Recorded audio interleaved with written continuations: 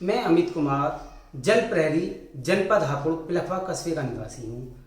हमने विगत 3 वर्ष पहले जल संरक्षण अभियान की शुरुआत की और लोगों को जल संरक्षण अभियान के प्रति जागरूक किया कि कैसे हम जल की बर्बादी को रोक सकते हैं, क्योंकि जल अनमोल है, बेशकीमती है।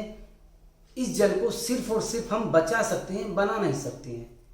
हम हर रविवार या छुट्टियों के दिन लोगों को घर घर जाकर जल संरक्षण अभियान के प्रति जागरूक करते हैं और बताते हैं कि जल को हम कैसे बर्बादी से रोक सकते हैं। हम आरओ के प्रयोग के बारे में समझाते हैं कि आरओ का प्रयोग से हम कैसे जल की बर्बादी या सही इस्तेमाल कैसे कर सकते हैं। आरओ के वेस्ट वाटर से हम कपड़े धो सकते हैं, पोछा लगा सकते हैं या साफ सफाई कर सकते हैं, जिससे क्या होगा कि बेशकीमती जल की बर्बादी रोकी जा सकती है, पीने योग्य पानी बचाया जा सकता है। हमारे जल संरक्षण अभियान में सैकड़ों की संख्या में युवा शामिल होकर जल संरक्षण अभियान को घर घर पहुंचा रहे हैं, लोगों को जागरूक कर रहे हैं। उनको बताया जा रहा है कि जल को हम बचाएं, कैसे बचाएं, इसके प्रति जागरूक किया जा रहा है। अभी तक हमारा हजारों लोगों तक पहुंच चुका है। हमने सैकड़ों की संख्या में खराब पड़ी टंकियों की मरम्मत की है, जिससे हजारों लाखों लीटर पानी हम बचा सके हैं। और घर घर जाकर इस अभियान को हम आगे बता रहे हैं कि भविष्य की होने वाली जल त्रासदी को कैसे रोकें, कैसे हम जल को बचाएं। बिना जल के हम कुछ पल के लिए तो जीवित रह सकते हैं, सदैव नहीं। इसलिए हमने इस जल अभियान के दौरान कई नारे भी दिए। आओ मिलकर अभियान चलाएं, बूंद बूंद पानी बचाएं, जल बिन कैसे बने रसोई, भोजन कैसे खाए कोई, आदि स्लोगनों के द्वारा हमने लोगों को जागरूक किया, माताओं बहनों को भी जागरूक किया। क्योंकि जल की सबसे ज़्यादा इस्तेमाल या जल का सबसे ज़्यादा प्रयोग हमारी माताएं बहनें करती हैं। अगर हम उनको बता सकें कि जल का प्रयोग कैसे करें या जल की बर्बादी कैसे रोकें, तो हम इस अभियान और इस मुहिम को आगे तक ले जा सकते हैं। ये जल अभियान हमारा जनपद गाजियाबाद, हापुड़ के आसपास के कस्बों और शहरों में चल रहा है। इस अभियान के अंतर्गत अब तक हम सैकड़ों युवाओं को जोड़ चुके हैं। हमने जल संरक्षण के दौरान बहुत से नारे दे रहे हैं कि जल की एक एक बूंद बचा लो, जल की एक एक बूंद बचा ली तो जीवन की सांस बचा ली। आओ मिलकर अभियान चलाएं, बूंद बूंद पानी बचाएं। इस स्लोगन के तहत हम लोगों को ये बताने की कोशिश कर रहे हैं कि जल बहुत अनमोल है। अगर हम आज नहीं जागे तो भविष्य में हम जल को नहीं बचा सकते।